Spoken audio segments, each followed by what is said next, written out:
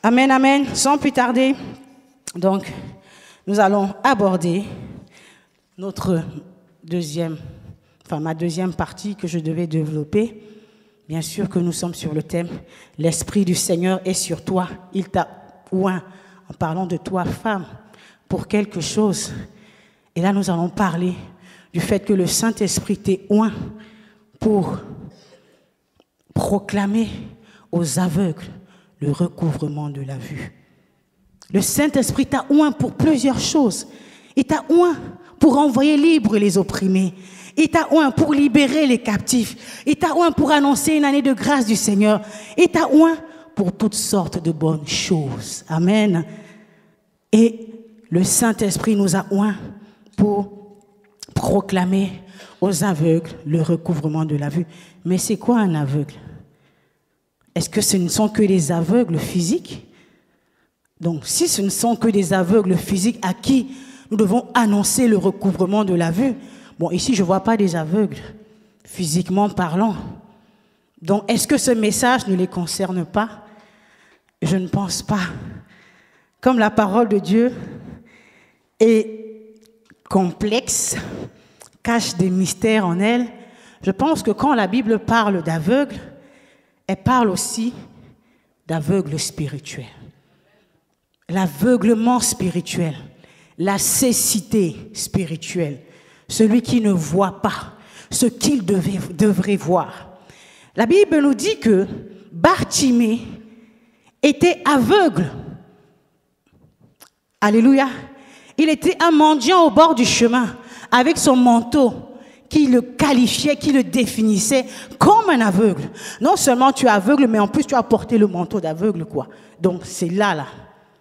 Et il était au bord du chemin. Et il a entendu parler de Christ.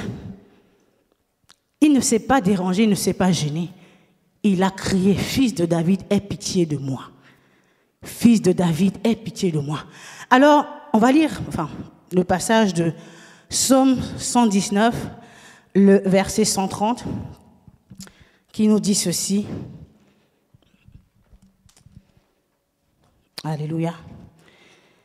Psaume 119, le verset 130, qui nous parle de la révélation de la parole de Dieu.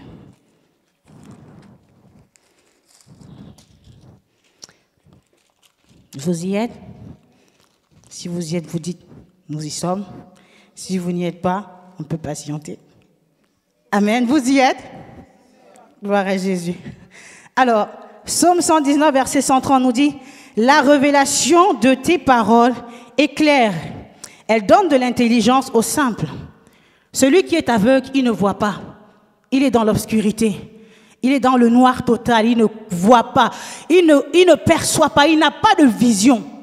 Quand tu es aveugle, ta vision est flouée, elle est bloquée, elle est fermée. Mais Dieu dit qu'il est venu pour t'éclairer, pour que les écailles qui sont sur tes yeux là puissent tomber. Pour que les écailles spirituelles qui sont sur tes yeux puissent tomber.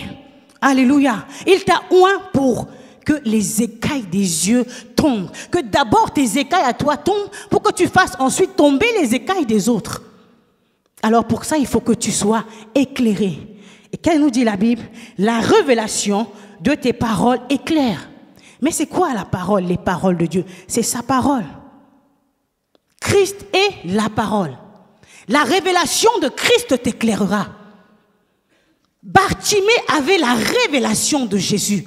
Voilà pourquoi il a dit, « Fils de David, aie pitié de moi. » S'il n'avait pas la révélation de qui était Jésus, il n'allait pas appeler au secours pour que sa vision soit éclairée.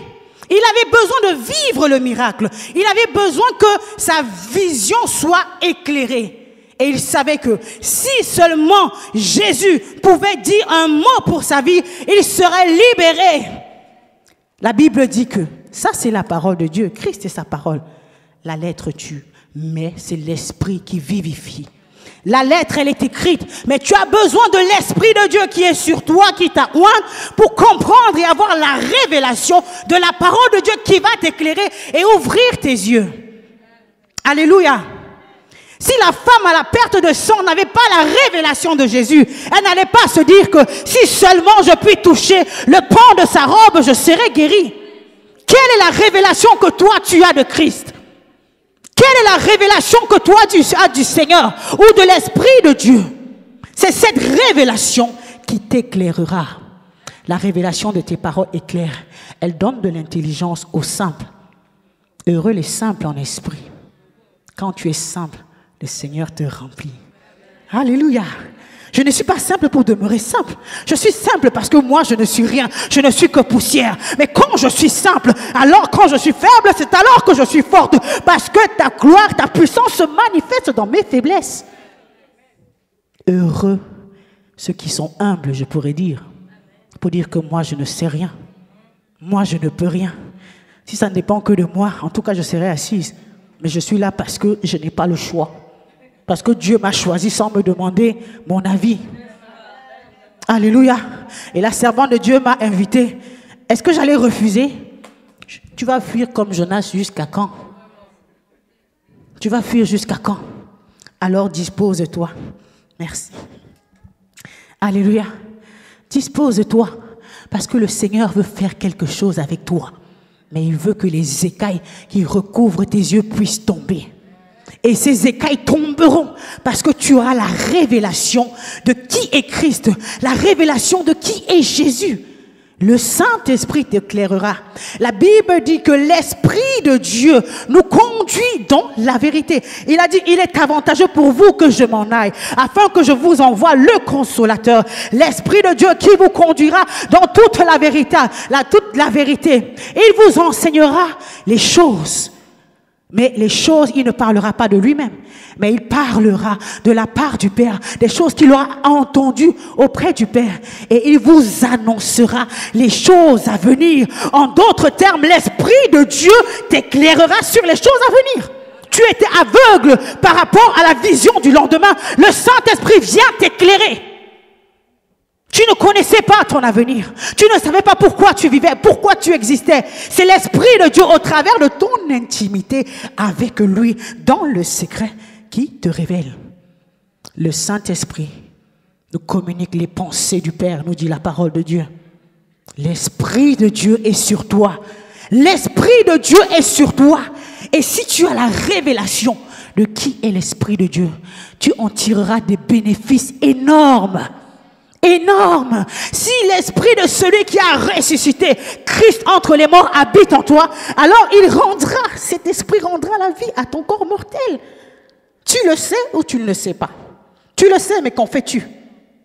Tu es couché, tu te lamentes sur ton sort.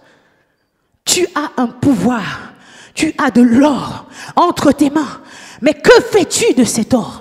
Que fais-tu de la puissance de Dieu? Que fais-tu de la puissance que Dieu nous a donnée en son esprit? Nous sommes le temple du Saint-Esprit et nous portons l'Esprit de Dieu en nous. Mais nous vivons toujours des situations qui nous accablent. Alléluia. C'est pas grave de tomber, mais relève-toi. Et tire des leçons pourquoi tu es tombé, afin que tu grandisses. Les épreuves, l'adversité, comme je dis, ne doivent pas te mettre plus bas sous terre. Le Seigneur veut rendre ton front dur au travers des épreuves et des situations par lesquelles tu passes. C'est une formation par laquelle nous sommes appelés à passer. Alléluia. Si tu es aveugle, tu n'as pas de vision. Tu n'as pas de vision, tu n'as pas de direction. Et la Bible nous dit qu'un peuple sans vision, alléluia, quand il manque la vision, le peuple est sans frein. Une autre version, la version Martin nous dit, sans la révélation, le peuple est abandonné. La version Darby nous dit, sans la vision, le peuple est sans frein. En d'autres termes, sans la révélation, le peuple est sans frein. Un véhicule sans frein, il est dangereux.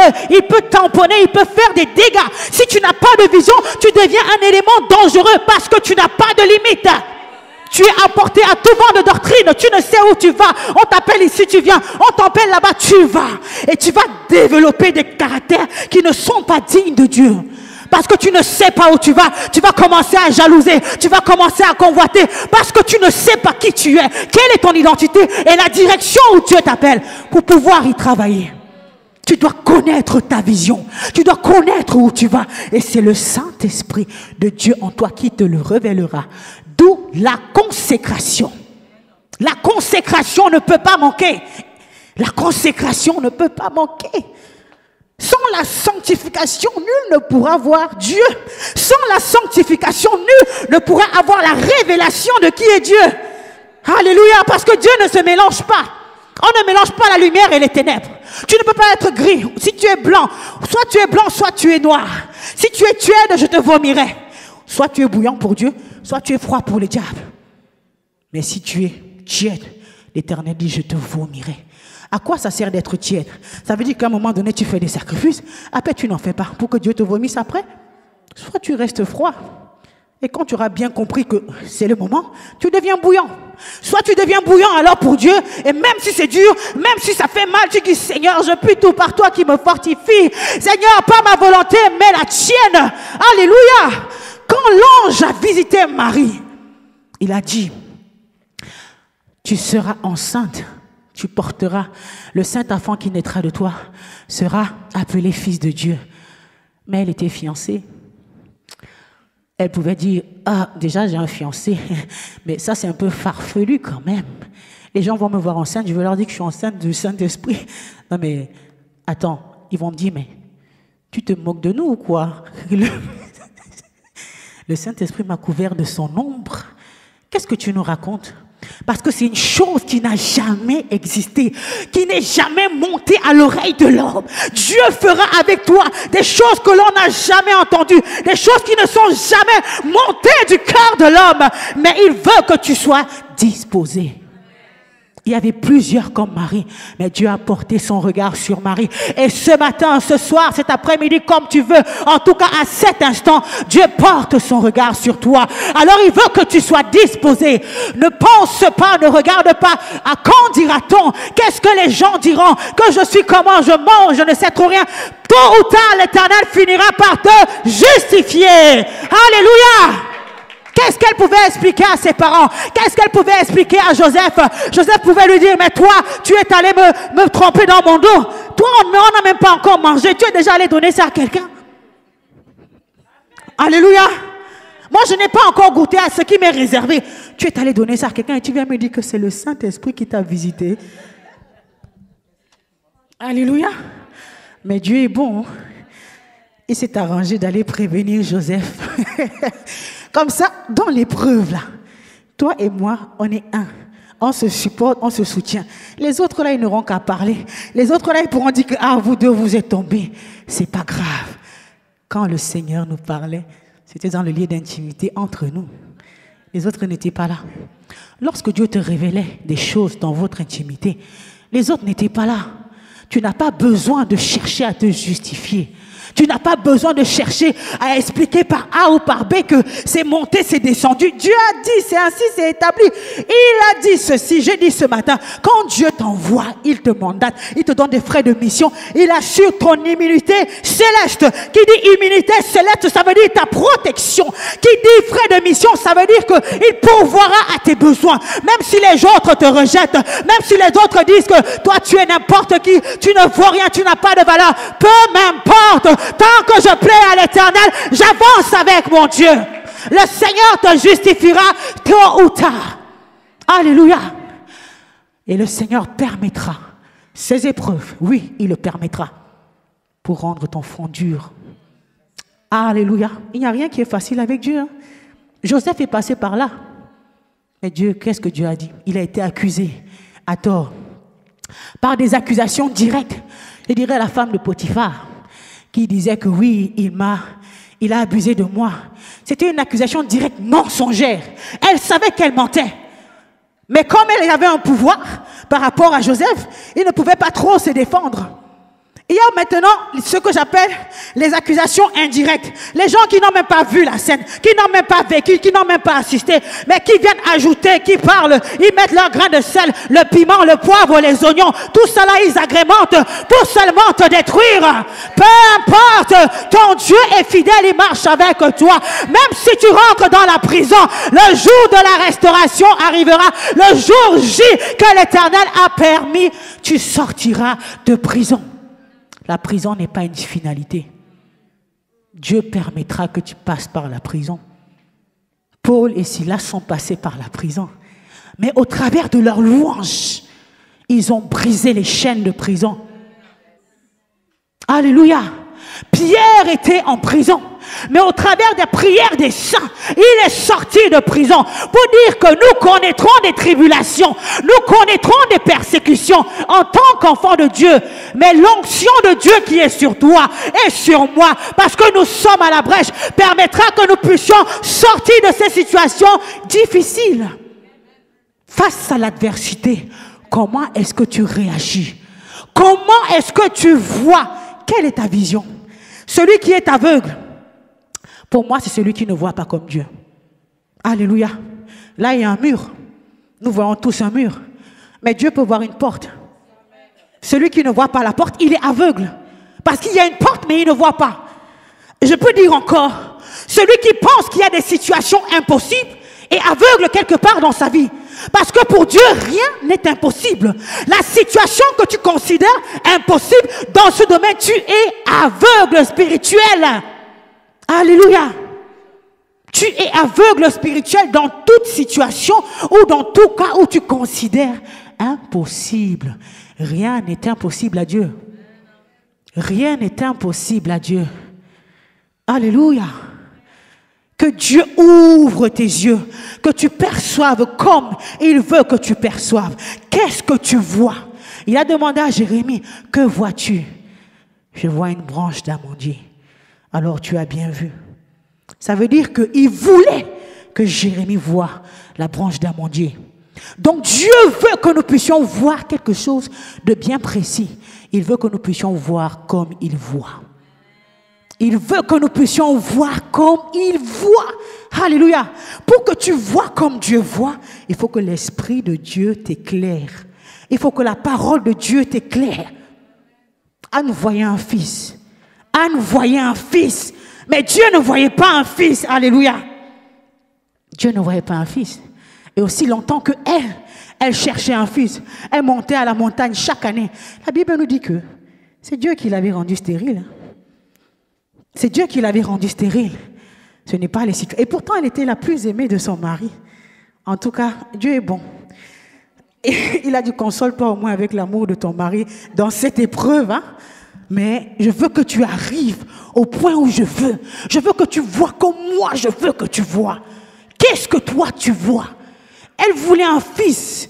Elle a demandé à Dieu. Chaque année, il montait à la montagne pour adorer avec son mari. Pénina qui la mortifiait. Elle avait beaucoup d'enfants là, je ne sais même pas. Aujourd'hui, on ne parle même pas de ses enfants. Alléluia. On ne parle même plus de ses enfants. Mais à ce moment-là, à cet instant-là, l'ennemi se réjouissait. Elle se réjouissait parce qu'elle avait beaucoup d'enfants, parce que son sein portait des bébés, alors que celle qui était préférée de son mari était chaos. C'était la sécheresse, c'était stérilité. Alléluia. Une stérilité en plus imposée par Dieu. Ouais, Seigneur, pourquoi tu fais comme ça? Ma fille, si je fais ça, c'est parce que je te veux quelque part. Viens dans ma présence, je vais t'expliquer. Alléluia.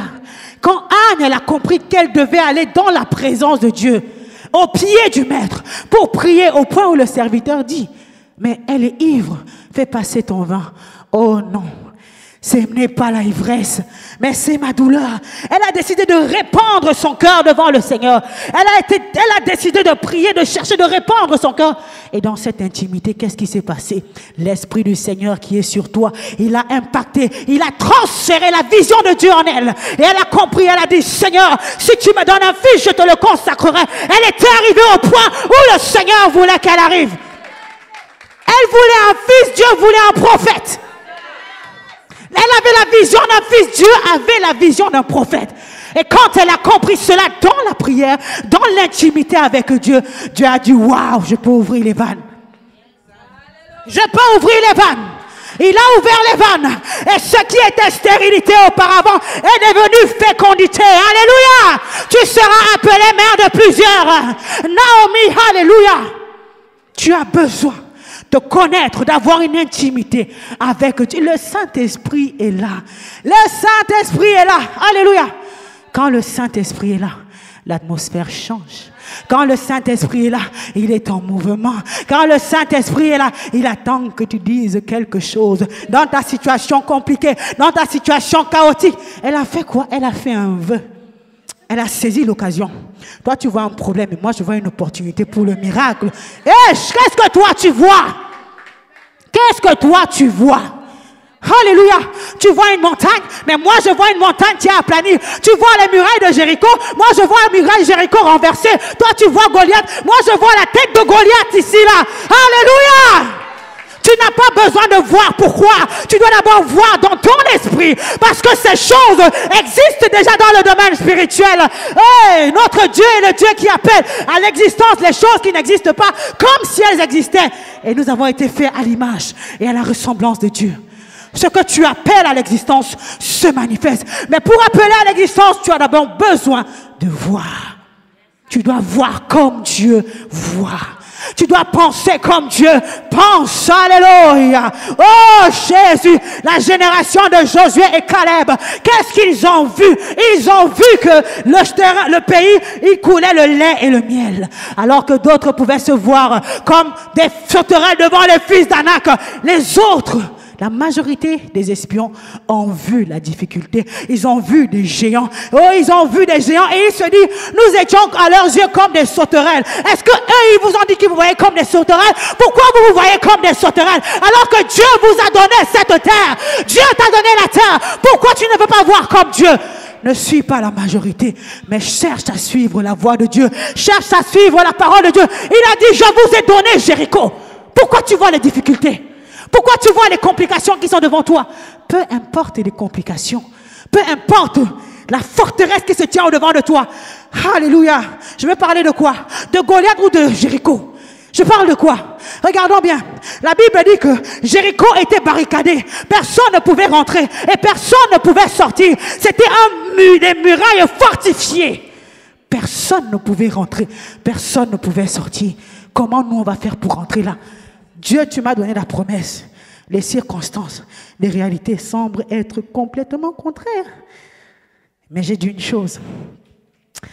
Les choses de Dieu ne se combattent pas par la chair. Le combat de Dieu est spirituel. Et c'est par l'esprit que nous remportons les batailles. C'est par l'esprit que nous remportons les stratégies. Que Dieu nous donne les stratégies pour faire tomber l'ennemi. Alléluia. Il a fallu qu'ils soient dans la présence de Dieu pour que le Seigneur leur dise, vous ferez 7 fois le tour de la muraille. À la 7e fois, vous pousserez un grand cri, n'est-ce pas? Au jour d'aujourd'hui, tu te retrouves devant Jéricho sincèrement, barricadé.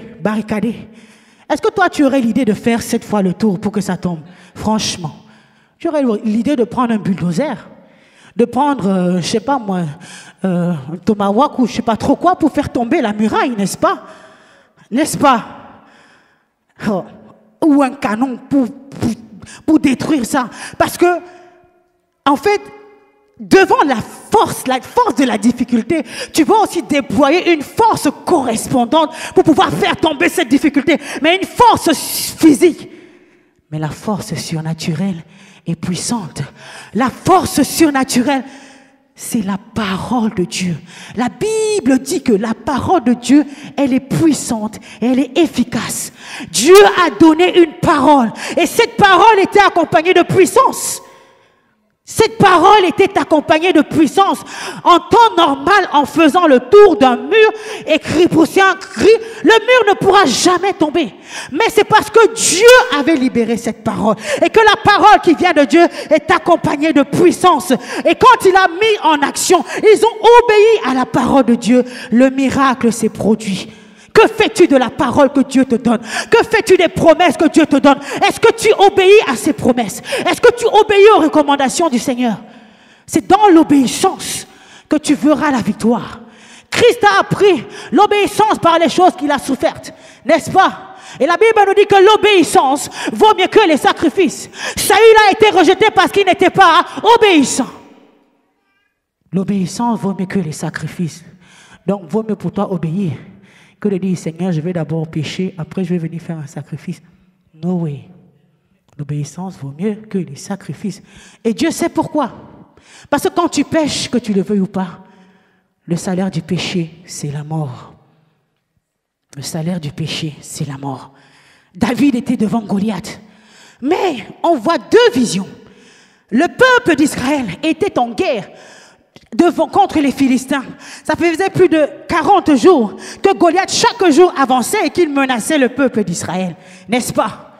Il venait, il menaçait, il disait, il insultait l'armée du Dieu vivant. Et quand David est venu, le Seigneur est bon.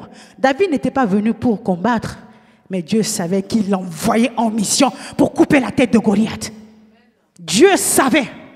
Dieu peut te diriger, te conduire quelque part. Toi-même, tu ne sais pas pourquoi tu vas là-bas. Alors que Dieu t'envoie en mission, n'est-ce pas? Notre bien-aimée nous a témoigné hier, alors qu'elle était à l'hôpital et qu'elle était en train de pleurer et de se lamenter sur son sort. Il y a une jeune fille de 23 ans qui est arrivée. Le Seigneur a dit, arrête de pleurer et prêche-lui l'évangile. Elle était là aussi pour lui apporter la bonne nouvelle. Elle a prêché l'évangile à cette cabine. Et cette cabine a donné son cœur à Jésus. N'est-ce pas merveilleux? Le Seigneur te conduira par des endroits. Il faut que tu sois sensible à la voix du Saint-Esprit. Il faut que nous soyons sensibles à la voix du Saint-Esprit. David, il est arrivé sur place. Il a dit, mais quel est cet incirconcis qui menace l'armée du Dieu vivant? Il ne connaît pas mon identité. Qui peut venir menacer l'armée de l'Éternel des armées? Alors toi, je donnerai ta tête, alléluia, aux oiseaux du ciel. Alléluia. Ce n'est pas Dieu qui lui a dit, déclare cette parole. C'est parce qu'il savait quelle était son identité et l'autorité qu'il avait reçue de la part du Seigneur. Bien-aimé, nous avons une autorité que Dieu nous a donnée. Tu as une autorité dans ta bouche, ta parole, la langue que tu détiens est une autorité, une arme puissante. La Bible dit, quelle est envers nous qui croyons l'infini grandeur de sa puissance qui se manifeste avec efficacité. Donc toi, tu crois. Sa grandeur, puissance se manifeste avec efficacité. Alléluia. Quand tu agis, quand tu opères, quand tu déclares. Et la Bible nous dit encore ceci, que au commencement, bien sûr, la terre était informe et vide. L'esprit se mouvait au-dessus des eaux, n'est-ce pas? Dans ce chaos, comme la servante de Dieu a dit tout à l'heure, l'esprit se mouvait. L'esprit se mouvait. Tu es face à une difficulté. L'esprit de Dieu est là, il se meut. Mais il n'attend que toi. Il attend que tu fasses quoi? Que tu déclares. Dieu dit que la lumière soit. La lumière fut. C'est-à-dire que par la parole qui a été libérée de la part du Seigneur, l'esprit s'est saisi de cette parole et il l'a accomplie. La parole de Dieu. Et toi et moi, nous avons été créés à l'image et à la ressemblance de notre Dieu. Et la vie et la mort sont au pouvoir de notre langue. Pourquoi? Parce que lorsque tu libères une parole, le Saint-Esprit se saisit de cette parole pour accomplir la parole qui vient de Dieu. Mais lorsque tu libères une parole de malédiction, les anges des démons aussi sont à côté pour saisir cette parole-là et pour pouvoir agir. Tu as dit tu ne te marieras pas. Oups, ils chopent la parole et ils vont te coincer. 5, 10 ans, 30 ans après, tu cherches le mari là, tu ne vois pas. Alors que quand tu étais jeune, tu avais déclaré, moi je ne me marierai jamais. Et le diable, il a saisi cette parole, il l'a bloquée. La langue là, celui qui l'aime en mangera les fruits. Prenons conscience que nous sommes le fruit de nos déclarations. Nous sommes le fruit de nos proclamations. Tout ce que tu as eu à proclamer dans des années, tu es le résultat de ce que tu dis avec ta bouche. Alors proclame des bonnes choses, déclare des bonnes choses sur ta vie, sur la vie de tes enfants, sur la vie de ton mari, sur ta famille, sur ton couple, sur l'église, sur le ministère. Même si les choses semblent être contraires, proclame la parole de Dieu. Je n'ai pas besoin de voir pourquoi, mais je crois, alors je déclare. Et quand je déclare, le Saint-Esprit se saisit et il agit. Alléluia. Tu n'as pas besoin de voir pourquoi. En tout cas, quand on dit qu'on n'a pas besoin de voir pourquoi, c'est-à-dire qu'on n'a pas besoin de voir physiquement pourquoi, mais spirituellement, tu vois déjà. Tu vois déjà spirituellement et donc tu le déclares. Amen. L'aveuglement. Pour voir une porte, là où il y a un mur, tu as besoin de la foi. Sans la foi, tu ne peux pas voir une porte là où il y a un mur. Sans la foi, tu ne peux pas arriver à voir comme Dieu voit. La femme à la perte de sang, elle avait la foi que si seulement elle peut toucher le pan de la robe de Christ, alors elle sera guérie. Ce n'était pas une option, peut-être que je vais guérir. Si seulement je peux toucher, moi mes efforts, c'est seulement de me débrouiller. En tout cas, pour toucher le pan de sa robe, advienne que pourra. Je sais que en touchant le pan de sa robe, l'onction sera dégagée et ma maladie sera éliminée et je serai guéri. C'était sa foi. Et le Seigneur s'est retourné, il a dit, qu'il te soit fait. Femme, tu es guérie. Qu'il te soit fait selon ta foi. Dieu te dit ce matin, si c'est ce soir, qu'il te soit fait selon ta foi. Quelle est ta foi? Qu'est-ce que toi tu vois? Qu'est-ce que toi tu vois? Moi je vois que je suis. Alléluia. Ce que Dieu dit que je suis. Qui te dit, qui est-ce que tu es? Comment est-ce que tu te vois? Comment est-ce que tu te perçois dans l'avenir? Comment est-ce que tu vois ton avenir? L'avenir de tes enfants, l'avenir du ministère. Qu'est-ce que tu vois? Il est venu redonner la vie, redonner la vue à ceux qui étaient aveugles, ceux qui ne voient pas comme Dieu voit. Dieu veut t'emmener à une autre dimension, que tu changes ta vision et que tu commences à voir les choses comme lui il voit, que tu ne vois plus les impossibilités, que tu ne vois plus les incapacités. Là où il y a la tempête, lève-toi, proclame, déclare, et tu as le pouvoir d'arrêter la tempête. Tu as le pouvoir d'arrêter les situations difficiles et compliquées qui battent le plein dans ta maison. Si ça arrive, c'est parce que tu ne veux pas le faire. Mais je te dis que tu as le pouvoir de le faire. Alors si tu es fatigué de voir certaines situations dans la vie, alors lève-toi, commence à proclamer. Lève-toi, commence à déclarer, parce que l'Esprit de Dieu est en mouvement. Et lorsque tu déclares, lorsque tu proclames, il se saisit de la parole, il l'accomplit. Il attend que tu agisses, il attend que tu te lèves. Que fais-tu coucher? Réveille-toi d'entre les morts et Christ t'éclairera. Lève-toi, sois éclairé. Alléluia. Lève-toi, toi qui dors. Christ va t'éclairer. Tu as besoin de comprendre que ton Dieu est là. Il est à tes côtés. Il a dit, il ne te délaissera pas et il ne t'abandonnera jamais. Mais il attend que toi, tu te lèves. Il ne peut pas se lever à ta place. Il t'a déjà tout donné. Il a déjà tout. Tu demandes quoi? Il a déjà tout accompli. Dieu a déjà tout accompli. Il a dit, mon fils, ma fille, voici, je t'ai donné. Lorsque le diable, lui, il voyait qu'il avait crucifié Jésus, il croyait que c'était la fin. Il ne savait pas que Dieu, lui, il voyait le salut de l'humanité. Alléluia. Le diable voyait qu'il était en train de détruire Jésus. Mais Dieu savait qu'il voyait le salut de l'humanité. Lorsque Lazare est mort, alléluia, qu'est-ce que Jésus a dit? C'est afin que la gloire de Dieu soit manifestée. Les gens peuvent voir la mort dans ta situation. Les gens peuvent voir le chaos dans ta situation. Mais l'Éternel te dit ce matin, c'est afin que ma gloire soit manifestée dans ta vie. La maladie, là, le verdict que tu as reçu de la part des médecins, le Seigneur te dit, c'est afin que ma gloire soit manifestée. Mais pour que ma gloire soit manifestée, il y a besoin que la foi s'élève en toi, que tu crois que ton Dieu est capable. Il a dit que par ses meurtrissures, tu es guéri.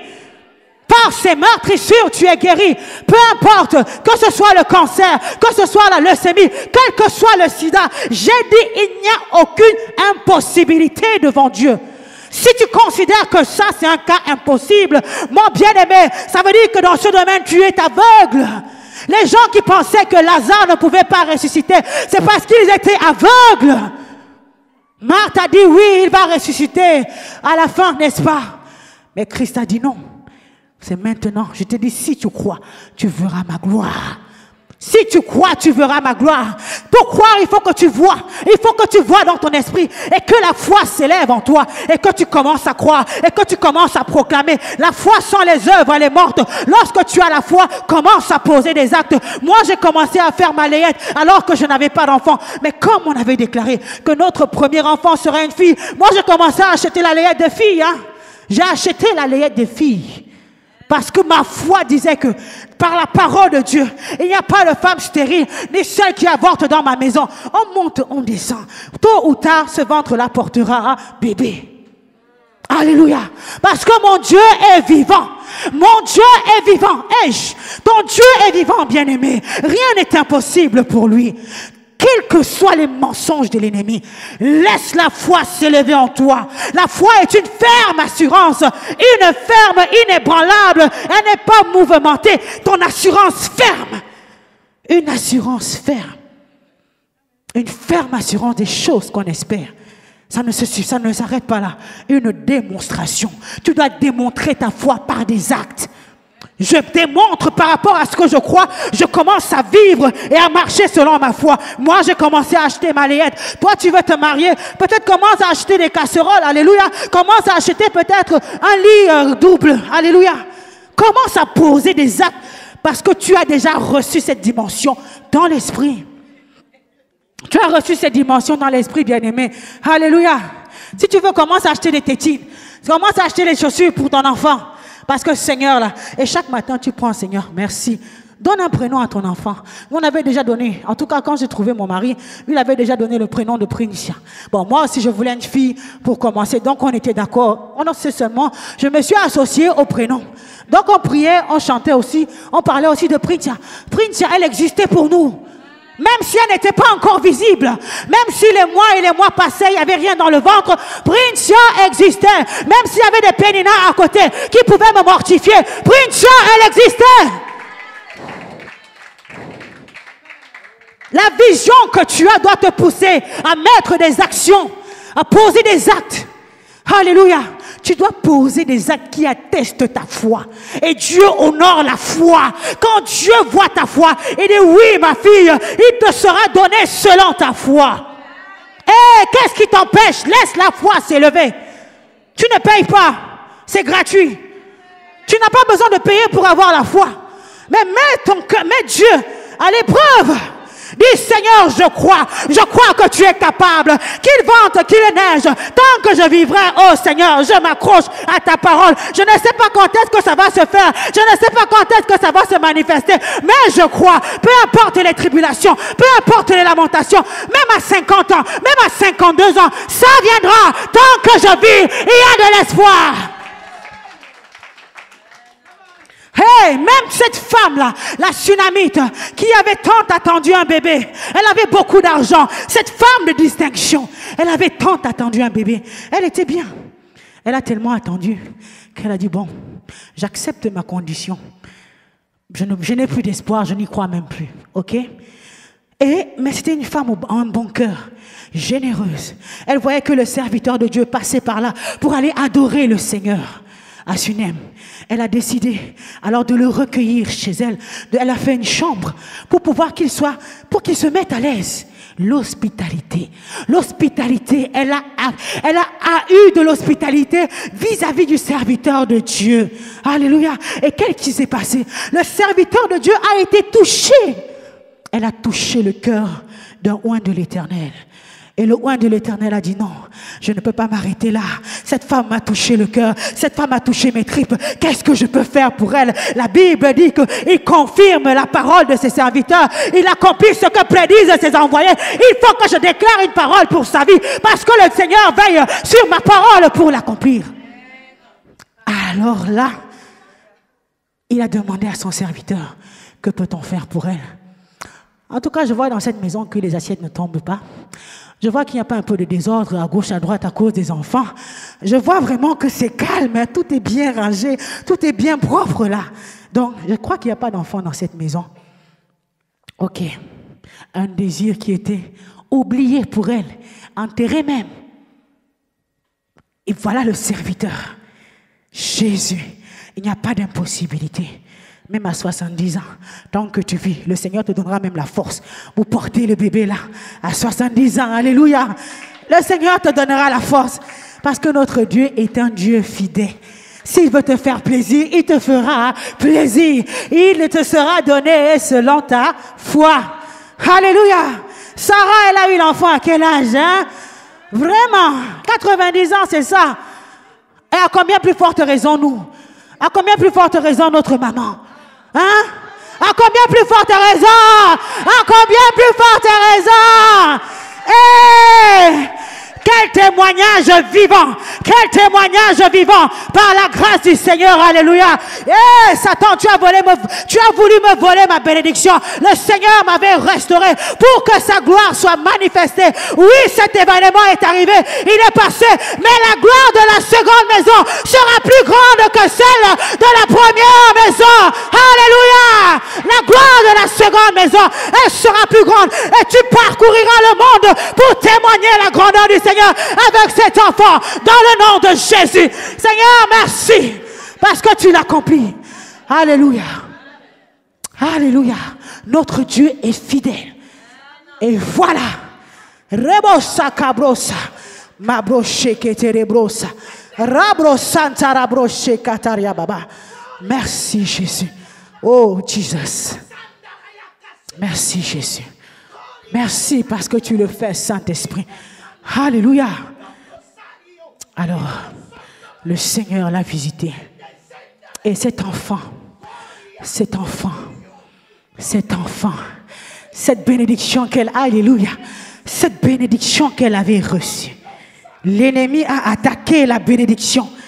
L'ennemi a attaqué la bénédiction. Et elle a dit, ennemi, toi tu as menti.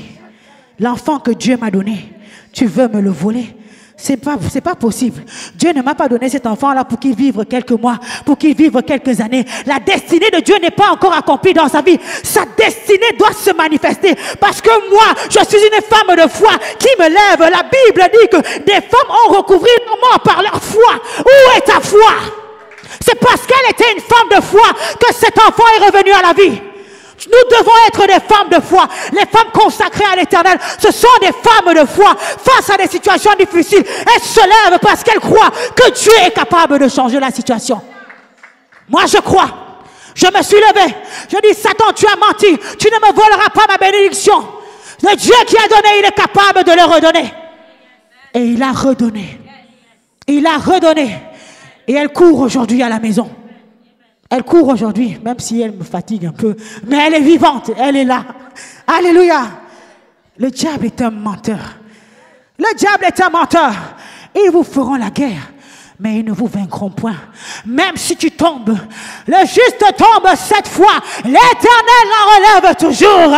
Je suis tombé plusieurs fois dans le domaine de la maternité, mais l'Éternel m'a relevé. Le diable voulait prendre ma vie, mais l'Éternel a relevé ma tête. Un samedi soir, je fais une fausse couche avec hémorragie. C'est pas la même fausse couche dont je vous ai parlé ce matin. C'en est une autre encore. Et je me retrouve à l'hôpital. Un samedi soir. Et le dimanche matin, c'est moi qui devais prêcher. Mon mari était en mission. Alléluia. Alors, j'ai fait hémorragie. Les pompiers sont venus me chercher. J'étais à l'hôpital aux urgences. Et c'était terrible. Mais par la grâce de Dieu, en tout cas, ils m'ont laissé sortir.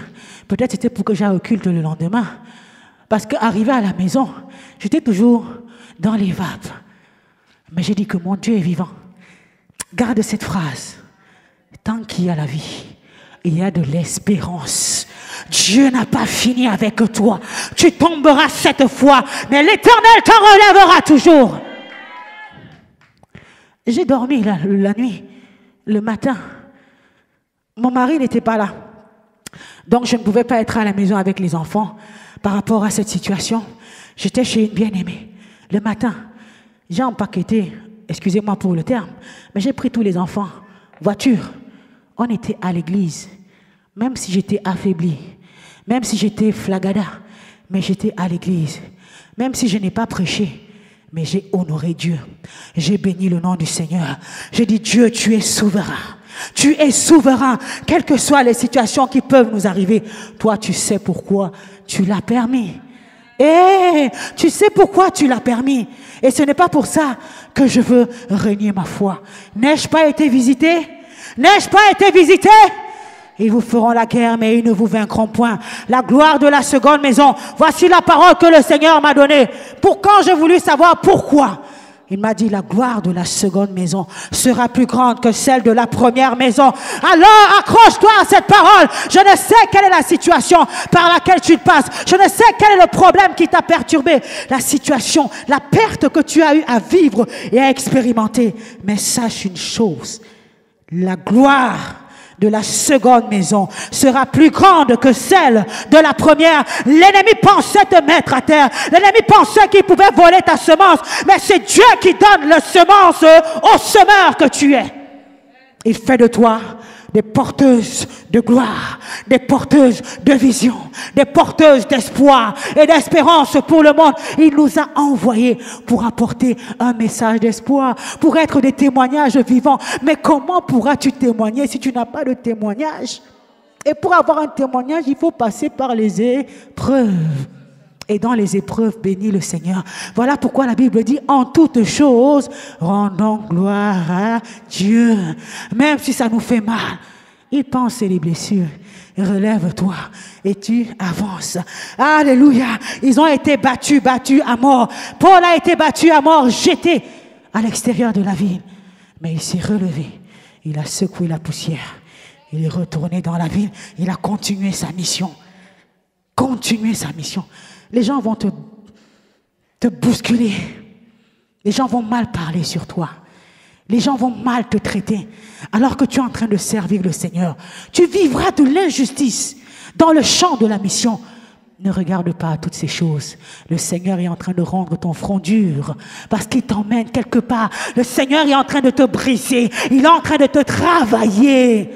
Tu dois mourir à toi-même. Voilà pourquoi la Bible dit que si le grain de blé, s'il tombe à terre et qu'il ne meurt, alors il ne pourra pas produire du fruit. Tu as besoin de mourir à toi-même, de mourir à ton orgueil, de mourir à tes sentiments, de mourir à tes honneurs. Qui m'a parlé? Qui a osé me dire ça? Peu importe. Ce n'est plus moi qui vis, mais c'est Christ qui vit en moi. Parce que je suis mort à moi-même. Et c'est l'Esprit de Dieu qui vit en moi. L'Esprit du Seigneur est sur toi parce qu'il t'a oint. L'Esprit de Dieu est en toi. Et il opère de grandes choses. Il opère de grandes choses. Alors lève-toi et proclame la parole de Dieu sur ta vie. Ne faiblis plus devant les situations, mais vois comme Dieu voit. Ne vois plus les difficultés, ne vois plus les murs, mais vois des opportunités. Devant chaque problème, cherche, Seigneur, quelle est l'opportunité? Quel est l'enseignement que tu veux me communiquer devant cette situation? Quel est l'enseignement? Voilà, il dit, je conduirai mon peuple, je l'attirerai et je le conduirai dans le désert. Osée 2, où je parlerai dans son cœur. Dieu nous conduit dans le désert. Il nous attire et il nous conduit. On n'a pas vu ça là? L'Esprit de Dieu a conduit Jésus où? Dans le désert, où il a été tenté, non? Voilà que la Bible dit, j'attirerai le peuple, mon peuple, je le conduirai dans le désert et je parlerai dans son cœur. Mais il va te parler comment? Au travers des situations, au travers des épreuves. Le désert est difficile, le désert est sec, le désert est chaotique. Les ossements desséchés, tu rencontreras ça dans le désert, mais Dieu te formera. Il dit, prophétise sur ces ossements desséchés. Tout ça, c'est la formation dans le désert. Tout ça, c'est la formation. Par l'Esprit de Dieu qui est en toi, tu commenceras à déclarer, tu commenceras à proclamer et tu vas grandir. Tu vas grandir dans le Seigneur. Alléluia. Amen, amen, amen. Vraiment que le Seigneur nous bénisse, bien-aimés. Alléluia. Que la vision, là où la vision était fermée, là où l'aveuglement avait pris place, que les écailles tombent. Comme les écailles sont tombées des yeux de Paul, je déclare cet après-midi que les écailles qui couvraient tes yeux puissent tomber ce soir dans le nom de Jésus. Les écailles spirituelles que le monde des ténèbres avait placées dans ta vie pour t'empêcher de voir loin, pour t'empêcher de voir comme Dieu voit, pour t'empêcher d'avoir la vision de l'aigle, que ces écailles tombent, que l'envoûtement tombe, que les liens tombent, que les chaînes tombent, que tu sois libéré, que tu prennes ton envol comme l'aigle et que tu rentres dans ta destinée divine et prophétique. Amen, amen. Oh, gloire à Jésus. Merci Seigneur. Je vais inviter la servante de Dieu qui va nous conduire dans un temps de prière. Amen. Merci Jésus. Le Saint-Esprit.